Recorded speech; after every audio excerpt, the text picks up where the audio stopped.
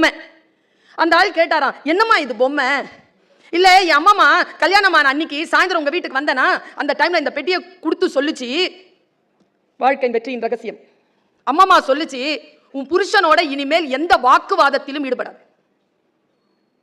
No argument. Argument பண்ணலன்னா கோவம் வருமே. கோவம் வந்தா நான் உனக்கு ஒரு பொம்மை செய்ய கற்றுக் கொடுக்குறேன், அது செஞ்சிரு, வேகமா கோபம் தணிஞ்சிரும். நான் அப்படி செஞ்ச பொம்மை தாங்க அது. அப்படியாடா? 50 வருஷ வாழ்க்கையில் 2 பொம்மையா?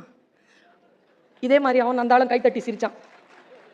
பக்கத்தில் ஒரு பேக்கெட் இருக்கு, அதை எடுங்க. எடுத்து அதில் 1 லட்சம் ரூபா பணம், நிறைய பொம்மை செஞ்சேன், வித்து காசாக்கி இருக்கிறேன், வச்சு பொழைச்சிக்கோங்கன்னு. நிறைய பேருக்கு வண்டி எப்படி ஓடிட்டு இருக்குன்னா, ஒருத்தங்க அமைதியா இருக்கிறதுனால தான் ஓடிட்டு இருக்கு.